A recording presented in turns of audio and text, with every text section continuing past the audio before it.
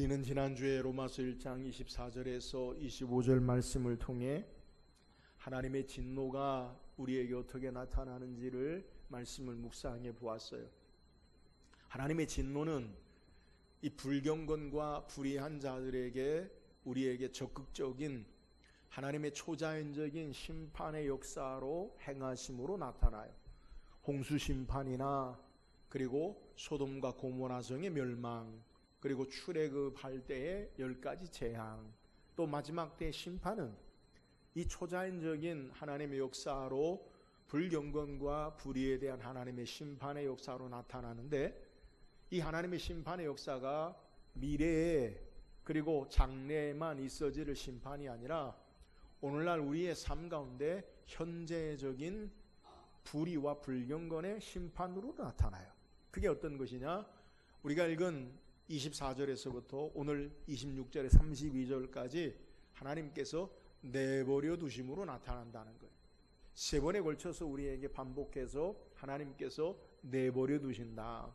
하나님이 내버려 두신다라는 말은 우리가 죄를 범하도록 적극적으로 하나님께서 조장하시고 개입하신다는 의미가 아니라 죄를 선택한 그의 인간의 삶의 결과에 그대로 하나님께서 은혜를 거두시는 역사를 우리에게 소개.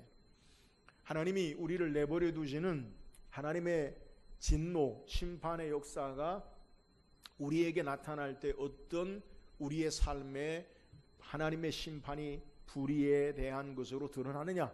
그 첫 번째는 진리를 거짓으로 바꾸고 피조물을 창조주보다 더 경배하는 것으로 나타나요. 그러니까 우리의 삶에 하나님을 하나님으로 섬기지 아니하고 인간을 하나님으로 섬기는 삶의 모습, 이것이 하나님의 심판의 진노의 불의한 모습으로 드러난다라는 것을 우리가 묵상했어요.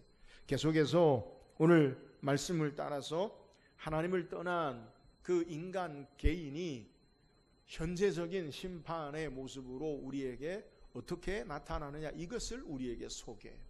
오늘 성경 우리에게 하나님의 불의, 진노, 심판이 인간 개인에게 어떻게 드러나느냐, 우리 자신이 하나님의 내버려 두심으로 말미암아 우리가 파멸의 길을 걸어가고, 또 이 인간 파멸의 길이 공동체의 파멸과 그리고 파괴의 길로 나아가는 것을 우리에게 소개해요. 하나님을 떠난 인간은 자유로워지는 게 아니라 하나님을 떠난 인간은 또 다른 인간의 욕망의 노예가 되어서 자신의 삶을 파괴할 뿐 아니라 함께하는 관계 속에서의 공동체의 삶을 파괴하는 것으로 나타남을 성경이 우리에게 소개해요.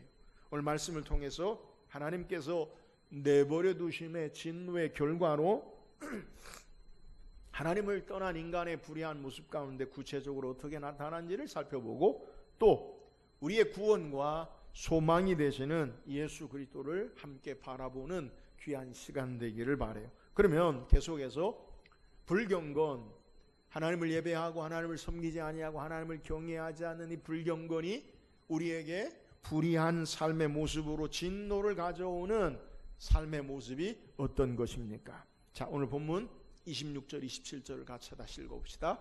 26절 27절 시작. 이 때문에 하나님께서 그들을 부끄러운 욕심에 내버려 두셨으니 곧 그들의 여자들도 순리대로 쓸 것을 바꾸어 영리로 쓰며 그와 같이 남자들도 순리대로 여자 쓰기를 버리고 서로 향하여 음욕이 부릴 듯하며 남자와 더불어 부끄러운 일을 행하여 그들의 그릇 때문에 상당한 보응을 그들 자신이 받았느니라. 여기서 먼저 바울은 이 때문에 라고 소개해요. 여러분, 이 때문이 뭐예요? 바로 앞서 25절과 연결되죠. 인간이 하나님의 진리를 거짓으로 바꿔요. 또 창조주를 피조물보다 더 경배한 결과 하나님께서 그들이 선택한 인간의 욕망의 지배 아래 넘겨주셨음을 우리에게 소개하는 거예요. 인간을 무너뜨리는 시작의 모습이 오늘 우리가 읽은 성적인 타락이 어디서 오느냐? 진리를 거짓으로 바꾸고 하나님을, 창조주를 피조물로 바꾸는 그 결과의 모습에 첫 번째 드러나는 인간의 죄악이 뭐냐? 그것은 성적인 왜곡과 타락에 있다라는 것을 우리에게 소개해요. 이유가 뭡니까? 하나님 말씀을 기준으로 삼지 않는 인간은 자신이 하나님 되어서 자신의 모습의 창조주를 버리고 인간 자신을 경배하는 삶의 왜곡이 인간 자신의 몸으로 먼저 드러나고 나타남을 소개하는 거예요. 자신의 욕망이, 인간의 욕심이 하나님의 자리에 올라가서 진리를, 선악을 하나님의 말씀과 기준으로 판단하는 것이 아니라 자기의 욕망과 욕심이 자기의 기준이 되어서 나타나는 삶의 모습, 그것이 인간의 성적인 타락의 모습으로 나타나는 거예요. 본문 26절에 부끄러운 욕심으로 우리를 내버려 두셨다라고 소개하는데요. 이 본문의 부끄러운 욕심이라는 말은 헬라어의 두 단어가 합쳐진 단어인데, 첫 번째는 강한 욕망, 욕정, 정념이라는 단어와 또 하나는 수치, 불명예, 존귀함의 상실이다라는 단어로 우리에게 소개해요. 그러니까 인간의 욕심, 욕망, 욕정이 부끄럽게 존귀함을 잃어버리고 수치스럽게 되었다라는 것을 우리에게 소개하는 거예요. 하나님께서 인간에게 주신 욕망, 그 욕망 자체는 악한 것이 아니에요. 근데 그 하나님의 창조의 목적을 따라 살지 아니하는 모습으로 말미암아 수치스럽게 되고 불명예스럽게 되고 존귀함을 잃어버렸다라는 것을 우리에게 소개하는 거예요. 여러분, 우리에게 주신 인간의 욕망, 기본적인 욕구, 그건 죄가 아니죠. 식욕, 여러분 식욕이 있어야 음식을 먹어요. 수면욕, 여러분 잠을 자야 이 잠이 우리의 모든 삶을 다시 뇌가 리셋, 새롭게 한다는 거예요. 그러니까 잠 많이 자면, 너무 많이 자는 건 문제지만 잠이 비효율적이다. 우리 흔히 옛 어른들이 그랬어요. 야, 죽으면 다 누워있는데 자지 말고 빨리빨리 일어나라. 그런 말씀, 부지런하라는 말인데, 근데 충분한 잠이 우리의 건강을 새롭게 한다. 그걸 좀 알아야 돼요. 또 성욕, 여러분 그거 건강한 거예요. 근데 이 인간에게 주신 자연스러운 하나님의 선물과 축복과 은혜가 본래의 목적을 잃어버리고 부끄럽게 되어지고 수치스럽게 되었다라는 것을 소개하는 거예요. 왜요? 인간의 욕망이 하나님의 기준, 하나님의 말씀에 있지 아니하고 자신 스스로 그 욕망이 주인이 될 때에 인간은 그 욕망이 자신을 지배하는 욕망의 노예, 욕망의 도구로 되어지는 모습을 우리에게 소개하는 거예요. 여러분, 이렇게 인간이 하나님의 기준, 하나님의 말씀으로 사는 자가 아니라 자신의 욕구, 욕망을 따라 사로잡혀 살 때 우리는 착각하는 게 뭐냐면, 내가 욕망하는 것, 원하는 것이 나다, 자신이 원한다라고 그렇게 착각한다는 거예요. 그런데 실제로는 그 욕심이 나를 다스리고 지배하고 있음을 우리가 알아야 된다. 여러분, 인간의 욕심이, 욕망이 나를 주장하고 다스릴 때에 첫 번째 나타나는 게 뭐냐? 인간의 정체성이 깨어져요. 인간의 정체성이 뭐예요? 본래 하나님께서 인간을 창조하실 때 우리를 하나님의 형상과 모양을 따라 창조하셨어요. 우리가 이 땅에 어떻게 살도록 하나님이 창조하셨어요? 하나님의 나라, 하나님의 의, 하나님의 뜻, 그의 역사를 행하도록 생육하고 번성하고 땅에 충만하라, 땅을 정복하라, 땅을 다스리라. 이 말은 하나님의 뜻과 말씀에 따라서 이 땅에 하나님 나라의 역사를 이루는 삶의 모습으로 창조하신 거예요. 인간의 존재와 의미와 목적은 하나님께로부터 받아서 하나님의 뜻을 따라서 우리의 삶이 살도록 창조된 거예요. 그런데 하나님을 떠난 사람은, 인간의 욕심, 욕망을 따르는 자들은 이제 하나님이 우리에게 주신 사명, 목적을 따라 사는 자가 아니라 이제는 내가 무엇을 원하는가에 더 중요한 삶으로 자신의 삶을 사는 것. 우리는 하나님이 내게 무엇을 원하시는가, 하나님이 나를 이 땅에 존재하고 살게 하신 의미가 무엇인가, 여기에 초점을 맞추지 아니하고 인간의 욕심, 욕망을 따르는 삶은 내가 무엇을 원하는가, 내가 무엇을 바라는가, 내가 무엇을 이루려 하는가라는 것으로 삶이 변질된다는 거예요. 기독교인이 아니지만 유명한 철학자에는 20세기에 에릭 프롬이라는 철학자는 소유냐 존재냐라는 책을 썼어요. 인간이 무엇으로 사느냐? 여러분, 소유로 사는 게 뭐냐? 내가 원하는 것, 바라는 것, 삶의 존재 이유와 목적을 내가 무엇을 가졌느냐, 원하느냐, 이것으로 결정하는 것, 이게 소유의 삶. 여러분, 존재의 삶의 모습이 뭐냐? 하나님 우리를 창조하신 본래의 목적을 따라 사는 삶이 우리의 모습이 된다는 거예요. 여러분, 착각하면 안 돼요. 우리는 내가 무엇을 원하고 이루고 가진 것으로 나를 결정해. 외적인 것으로, 성취로, 부로, 명예로, 권력으로 나를 결정해. 그게 나인 줄 착각해요. 내가 원하는 것을 위하여 끝까지 모든 것을 다 희생하면서 그것을 쟁취하고 얻는 것이 나의 삶인 것으로 착각해요. 그런데 그 삶의 모습 가운데 인간의 욕망으로 사는 삶의 모습이 무너지는 게 뭐냐? 내가 누구인지를 몰라요. 여러분은 소유로 사는 자가 아니, 욕망은 더 이상 인간의 삶의 부분이 아니라 자신이 누군지를 결정하는 주인이 되어지고, 결국 삶의 정체성이 하나님의 말씀이나 창조주의 목적을 잃어버리면 인간이 수단화되어지고 도구화되어지고 소비화되어지고 쓸모없는 것으로 생각이 돼요. 여러분, 내가 아무것도 하지 못한다, 그럼 나는 쓸모없는 인간이다. 아니에요. 아니에요. 내가 무엇을 많이 하면 나는 쓸모있는 인간이다. 아니에요. 철저하게 인간의 욕심을 따라 온 사회와 구조가 하나님을 떠난 삶의 모습으로 거짓으로 우리를 재촉하는 거예요. 하나님의 형상과 모양으로 지음받은 존재 자체가 가장 귀한 거예요. 하나님의 창조의 목적을 따라 사는 인생이 가장 귀한 것임을 알아야 돼요. 하나님 말씀이 아닌 자신의 감정과 충동에 의해서 살게 되면 여러분, 인간의 몸이 무너져요. 욕망이 주인이 되면 하나님 앞에 자신의 몸을 드리는 몸이 거룩한 도구가 되어지지 아니하고 자기 욕구와 충족을 채우려는 몸이 수단이 돼요.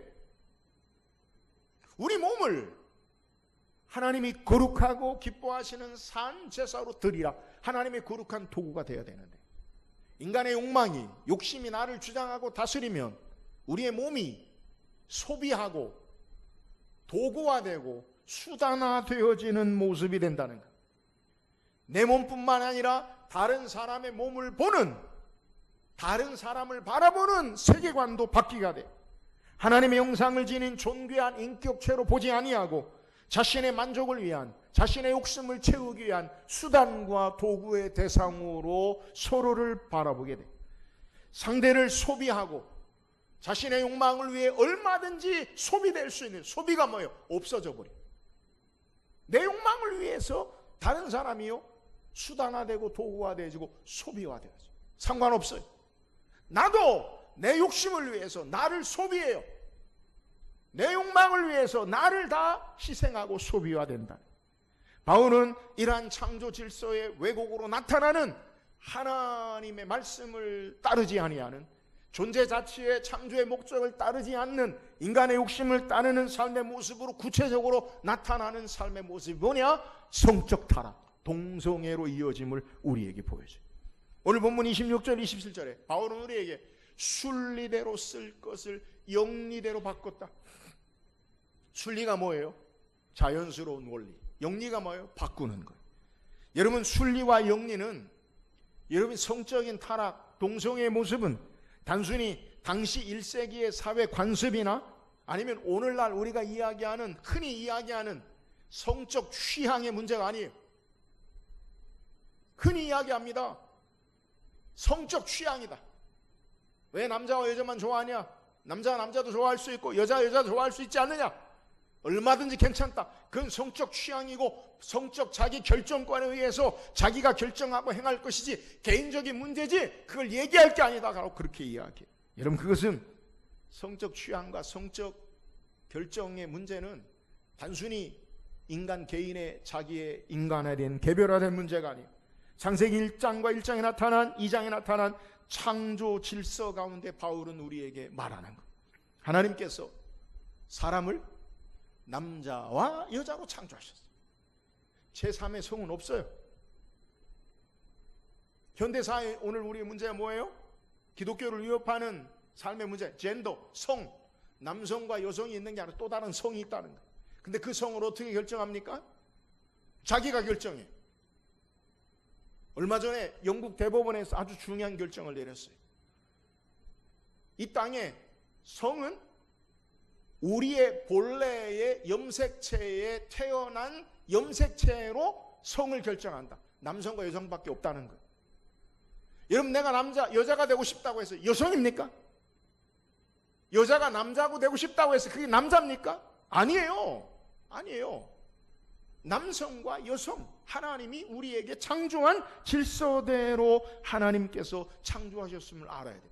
남성과 여성의 차이는 누가 우월하고 열등한 문제가 아니에요. 아니면 서로 적대적인 모습이 아니에요.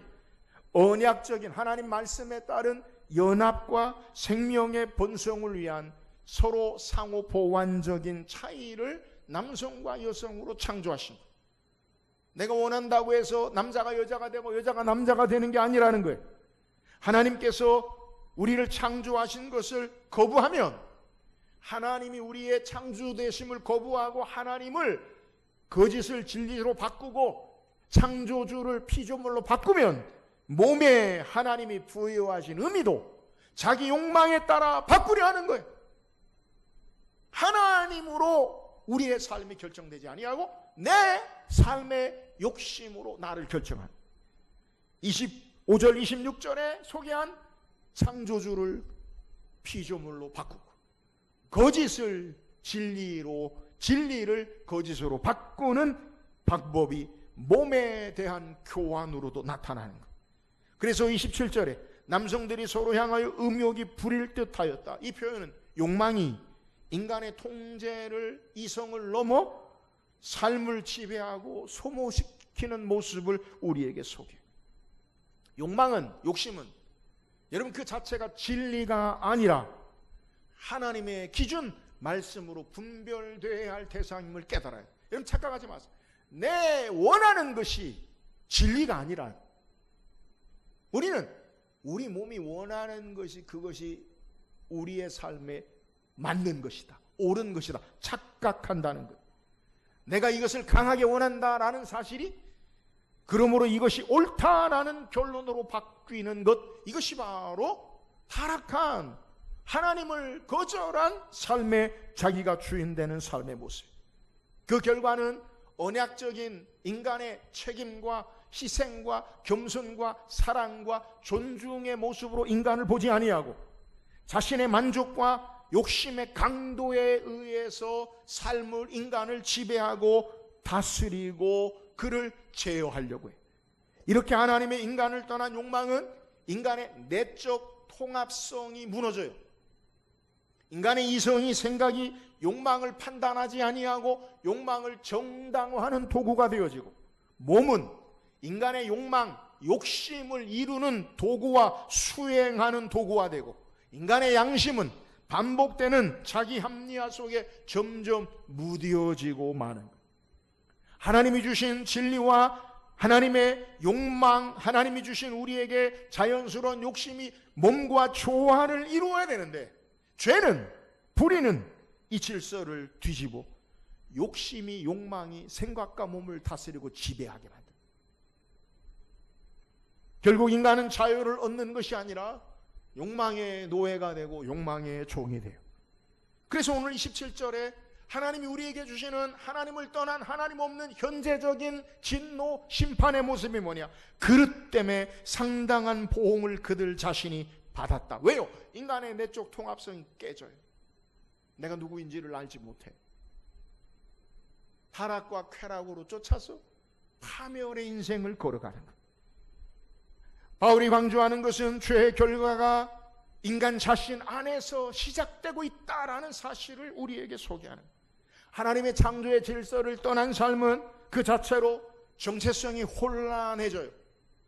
몸의 수치의 관계의 파괴를 가져오고 서로에게 상대를 소비하고 허비하는 삶으로 바뀌어지고, 이 하나님의 심판의 역사가 바로 인간을 죄악 가운데 그의 욕심을 따라, 욕망에 따라 내버려 두시는 삶의 모습으로 나타나는 거예요.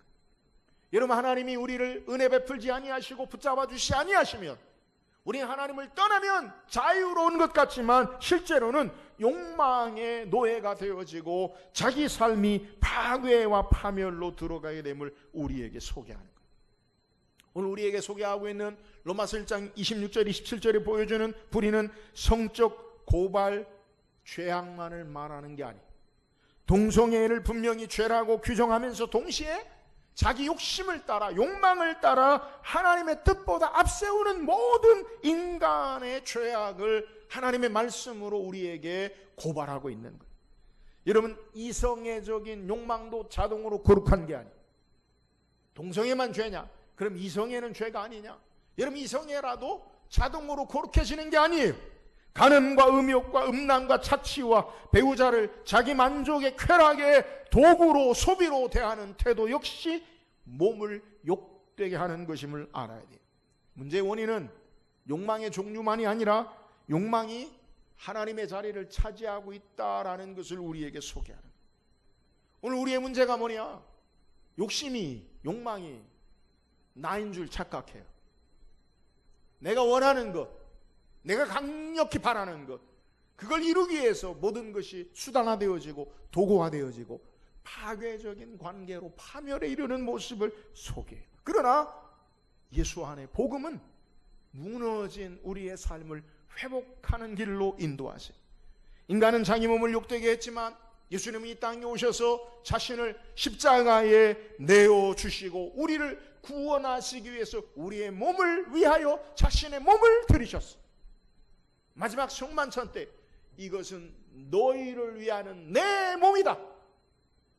인간은, 죄악된 타락한 인간은 나를 위하여 내 몸을 사용하지만 예수님은 너희를 위하는 내 몸이다 라고 말씀하시면서 인간의 삶이 더 이상 욕망의 종으로 살지 아니하고 하나님께, 하나님의 뜻을 따라 자신 몸을 드려야 함을 우리에게 소개하고, 우리의 몸의 행실과 정욕과 욕심과 탐욕을 의의 도구로 하나님 앞에 드려야 되고 주의 성령의 거룩하심으로 살아야 함을 우리에게 말씀하고 소망을 제시하는 것. 그러므로 복음은 인간의 삶에 타락한 욕심을 따라 사는 파멸의 삶이 아니라 하나님을 따라, 그리스도를 따라 참된 소망의, 인간의 가장 존귀한 삶의 창조의 정체성을 가지고 사는 삶으로 회복하게 하심을 우리에게 제시하는 거예요. 예수 안에 하나님의 자녀로 내가 누구인지를 바로 알면 하나님의 자녀로 더 이상 죄의 욕심의 욕망의 노예가 되지 아니하고 하나님을 따라 의와 진리와 거룩하심을 따라 살고 예수 그리스도의 빛 가운데 하나님이 우리에게 원하시는 존귀한 하나님의 선한 목적을 따라 사는 존재가 하나님의 형상으로 지음받은 존재가 되어짐을 우리에게 소개하는 거예요. 하나님의 형상을 입은 가장 존귀한 존재는 서로를 도구하지 않아요. 존중하고 사랑하고 섬기고 기뻐하고 함께하는 자가 돼요. 더 이상 상대를 도구하고 소비하지 않아요. 내 욕심을 위해서 상대를 무너뜨리고 소비하고 도구하지 않아요. 함께 존중하고 함께 격려하고 함께 주의 역사를 이루어 나아갈 귀한 존재로 여겨지는 것. 그럼 우리는 욕망으로 살지 아니하고 예수 그리스도를 따라 사는 자가 돼요. 바울은 갈라디아서 2장 10절에 내가 그리스도와 함께 십자가에 못 박혔나니 그런즉 이제 내가 사는 것이 아니요 오직 내 안에 그리스도께서 사시는 것이다. 이제 내가 육체 가운데 사는 것은 나를 사랑하사 자기 몸을 버리신 하나님의 아들을 믿는 믿음 안에 사는 것이라 우리에게 소개. 예수로 살 때 우리의 존재 자체 하나님의 귀한 형상으로 존귀한 자임을 깨닫고 예수 그리스도로 살 때 욕심의 욕망의 노예가 되지 아니하고 의의 종으로 하나님을 따라 창조의 목적을 따라 사는 자가 되어짐을 우리에게 소개하는 거예요. 사랑하는 여러분, 날마다 우리의 욕심을 따라 욕망을 따라 사는 자가 아니라 예수 그리스도를 따라 주님 모시고 하나님이 창조한 가장 존귀한 존재로 하나님을 따라 그리스도의 빛 가운데 사는 저와 여러분 되기를 주의 이름으로 축원합니다. 또한 인간의 욕망에 따라 내버려 두실 때 우리에게 어떤 역사가 나타나느냐. 28절에 보니까 또한 그들의 마음에 하나님 두기를 싫어하며 하나님께서 그들을 그 상실한 마음대로 내버려 두사 합당하지 못한 일을 하게 하셨으니. 본문에 하나님 두기를 싫어한다라는 말의 헬라의 의미가 도키마조라는 말인데, 이 말은 시험하여 옳다 인정하고 가치 있게 받아들인다라는 의미를 가지고 있어요. 근데 오늘 부정형으로 사용해서 가치 있고 시험하여 옳다 인정하지 않는다는 거예요. 하나님 두기를 싫어한다는 게 뭐냐? 하나님 모시기를 가치 있고 인정하고 존중하고 받아들이지 않고 하나님을 싫어한다라는 말은 하나님의 진리를 따르는 것을 거부하고 가치 있게 여기지 아니하고 존중하지 않는다라는 거예요. 여러분, 우리 인식 가운데 하나님을 인정하지 않는 것을 하나님 두기를 싫어한다라는 것으로 소개하는 거예요.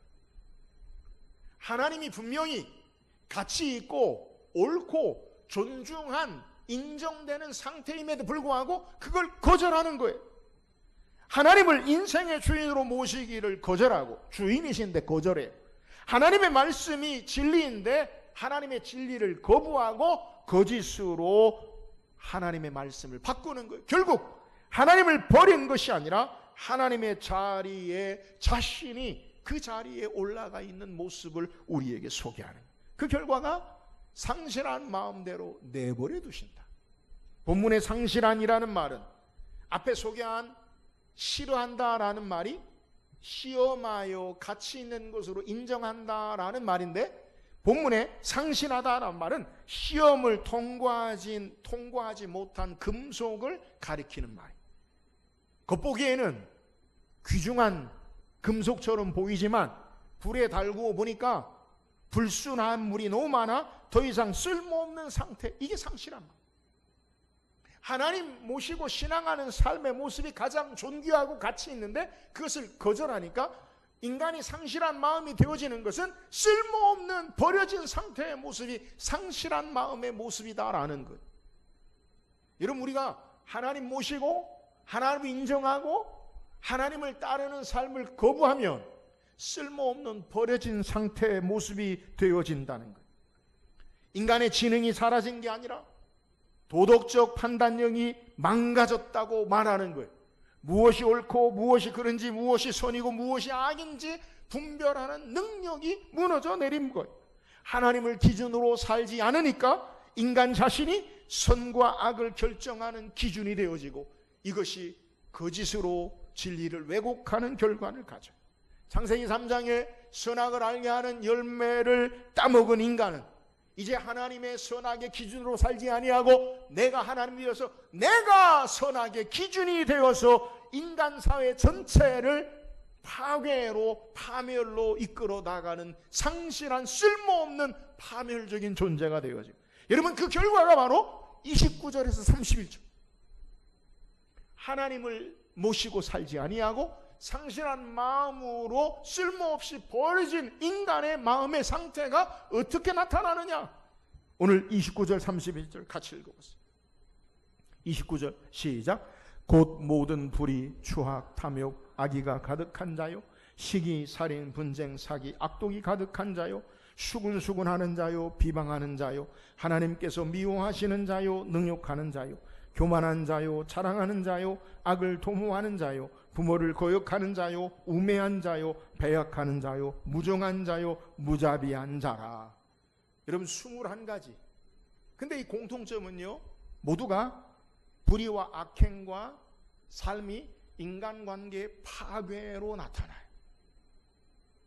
하나님을 모시고 인정하지 않고 하나님을 거부한 상실한 마음대로 쓸모없는 존재가 되어지면 우리는 첫 번째 자기 몸이 파괴적으로 자기 정체성을 잃어버리는 삶의 모습으로 첫 번째 나타나고, 그 자기 몸을 파괴적으로 자기 정체성을 잃어버리는 삶의 모습이 이제는 인간관계의 악한 것으로 파멸됨을 우리에게 소개해요. 불의와 악행과 탐욕과 악독으로 가득한 사회를 보여주고, 시기와 살인과 분쟁과 속임수와 악의가 넘치고 수군거림과 비방이 일상이 되고, 하나님을 미워하고 교만하며 자랑하고 악을 꾸며내며 부모를 거역하고 약속을 가볍게 여기고 사랑이 식어버리며 긍휼과 자기를 잃어버리는 관계의 파괴가 옴을 우리에게 소개해요. 하나님과의 관계가 무너지면 사람과 사람의 관계가 깨어지고 무너져요.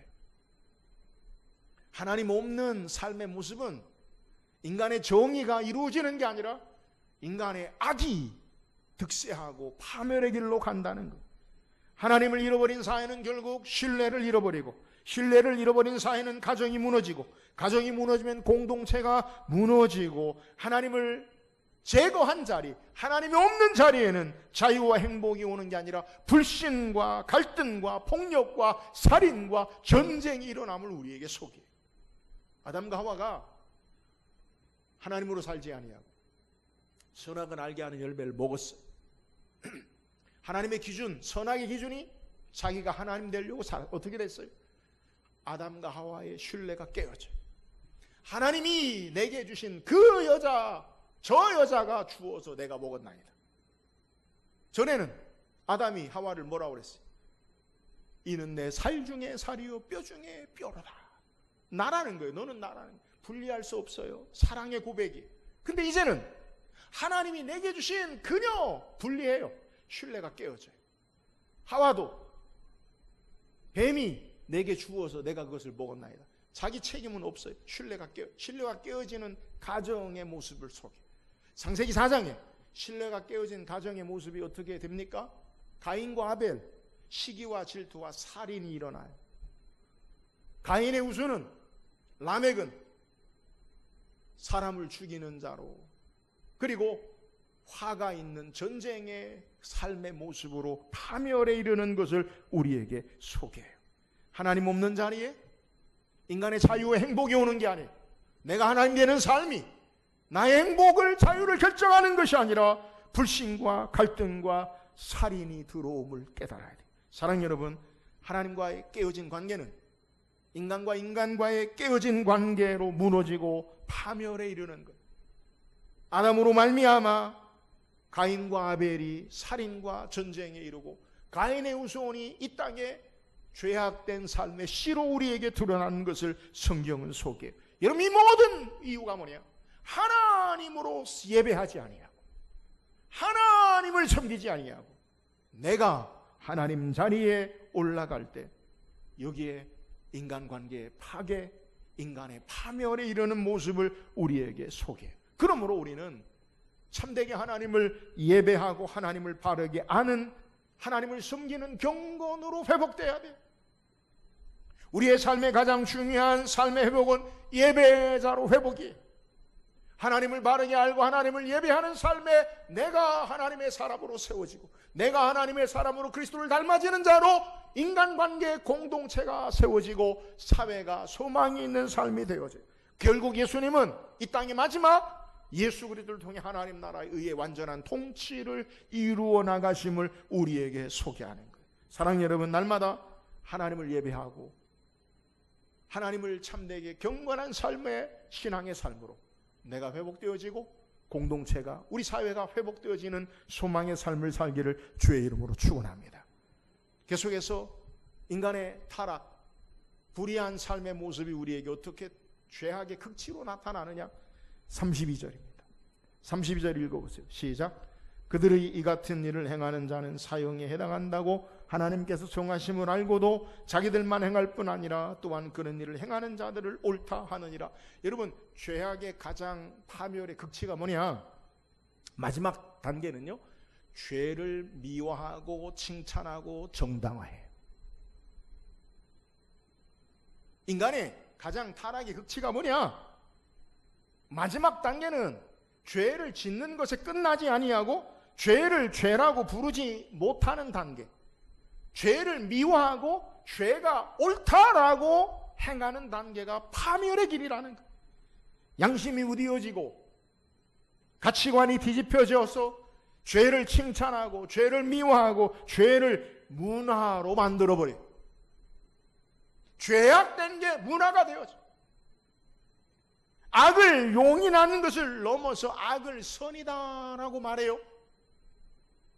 하나님의 질서를 거부하는 것을 자유다라고 이야기하고 죄를 권장하는 사회가 되어지는 것, 이것이 바로 인간을 상실한 마음대로 내버려둔 하나님의 가장 무서운 심판의 모습이에요.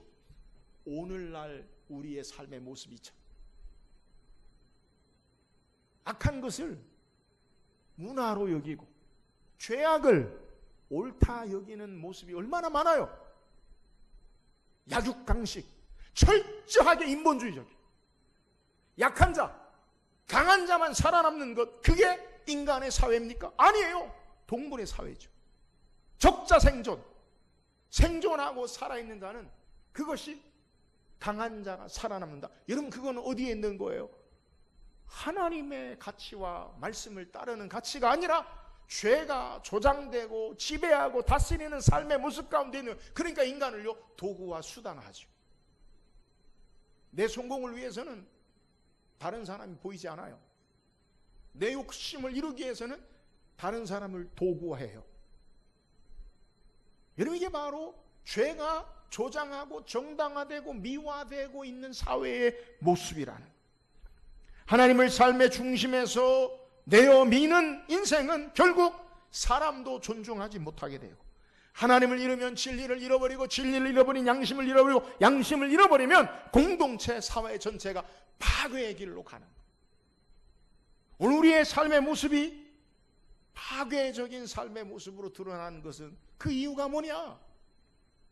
하나님을 떠난 삶의 모습, 하나님을 예배하지 않는 삶의 모습에 있다는 것을 우리에게 소개하는 거예요. 그러므로 우리의 삶이 회복되기 위해서, 내가 회복되기 위해서 그 첫걸음은 하나님을 삶의 주인 중심으로 예배하고 모시는 삶이에요. 하나님을 경외하는 마음이 회복될 때에 내 자신이, 정체성이 하나님 앞에서 내가 어떤 존재인 줄 알고 회복되어져. 나는 쓸모없는 인생이요, 아무 할 것이 없는 그런 인생이 아니라 하나님의 형상과 모양으로 창조받은 존귀한 존재임을 알고, 소유로, 욕심으로, 원하는 것으로 나를 결정하는 게 아니라 존재 자체로 나를 위해 십자가에 죽으시고 나를 사랑하사 나를 구원하신 하나님의 놀라운 은혜의 역사하심 앞에 존귀한 자의 정체성을 가지게 되어지고, 이 정체성을 통해서 비로소 우리의 삶이, 가정이 회복되어지고 이 삶의 교회와 사회가 회복되어짐을 우리에게 소개하는 거예요. 그래서 로마서는요 우리에게 먼저 인간의 절망을 소개해. 근데 절망으로만 끝내지 않아요. 하나님이 우리 죄인된, 죄악된 파멸의 길을 그냥 내버려두지 아니하시고, 하나님이 인간의 몸을 입고 이 땅에 오셔서 하나님과의 깨어진 하나님 없는 자리에 하나님을 모시고 신앙하는 자리로 우리를 초청하시고, 이 하나님을 모시고 신앙하는 삶을 통해 다시 소망과 회복의 존귀한 삶으로 바꾸시는 역사를 우리에게 소개해요. 성령께서 이제 우리 각 사람의 심령 가운데 욕망으로 사는 것이 아니라 성령의 열매로 사는 존재로 세워지고, 하나님의 법을 우리의 마음에 새기사 이제 하나님의 말씀을 따라 순종하며 사는 존재로 우리를 새롭게 바꾸시고 회복하시는 거예요. 하나님을 다시 마음의 중심에 모시고 신앙할 때 잃어버린 인간성과 공동체를 회복시키는 은혜가 시작됨을 우리에게 소개하고 있는 내용이에요. 그러므로 우리가 먼저 해야 될 것이 뭐냐? 예수 그리스도가 하나님이 나의 주인 되심을 고백하고 신앙하는 삶으로 하나님을 인정하고 모시는 삶의 본래의 창조의 모습으로 회복돼야죠. 우리의 삶에 가장 먼저 회복해야 될 것이 뭐냐? 다른 여러 문제의 삶의 모습이 아니라 그뿐인 하나님을 하나님에게 모시고 예배하고 신앙할 때 하나님으로 우리의 삶이 생명의 능력의 존귀한 자로 사라질 때 우리의 삶이 회복되어지고 인간과 인간의 관계가 회복되어지고 삶의 하나님의 축복의 삶으로 회복되어지는 것을 우리에게 소개하는 거예요. 사랑하는 여러분, 우리의 욕심과 욕망을 하나님의 말씀 앞에 겸손히 내려놔야 돼요. 욕망의 도구로, 욕망의 노예로 사는 게 아니라 하나님의 사람으로, 하나님의 말씀의 기준으로 우리의 욕심을 다스려야 돼요. 이것은 내 힘으로 되지 아니하고 예수 그리스도 그분이 나의 삶의 주인 되어 주실 때 성령의 은혜와 능력으로 우리의 삶의 욕심을 따르지 아니하는 의의 종으로 성령을 따라 하나님을 따라 사는 존재가 되어지고, 이제 성령께서 새 마음을 주셔서 예수 그리스도로 말미암아 살게 하시는 은혜 앞에 우리의 삶이 사라져야 함을 우리에게 소개하는 거예요. 예수님은 우리에게 절망의 파괴의 파멸의 길을 걷는 자들을 내버려 두지 아니하시고 이 땅에 오신 목적이 마태복음 11장 18절에 수고하고 무거운 짐진 자들아 다 내게로 오라. 예수 앞에 소망이 있어요. 내가 곧 길이요 진리요 생명이요 나로 말미암지 않고는 아버지께로 올 자가 없느니라. 요한복음 16장 33절에 이것을 너희에게 이르는 것은 너희로 내 안에서 평안을 누리게 하려 함이라. 세상에서는 너희가 환난을 당하나 담대하라 내가 세상을 이기었노라. 예수 안에 승리의 삶이 있어요. 예수 안에 소망의 삶이 있어요. 예수 안에 죄와 욕심을 이기고 우리의 삶에 하나님을 영화롭게 하는 본래의 참된 존귀한 삶으로 사는 삶의 문제의 해답의 길이 있어요. 사랑하는 여러분, 날마다 이 주님 앞에 나아가 주님 모시고 우리의 왕 되신 하나님을 예배하고 신앙함으로 우리의 삶이 회복되어지고 우리 공동체가 회복되어지고 이 땅의 소망의 삶을 사는 저와 여러분 되기를 주의 이름으로 축원합니다.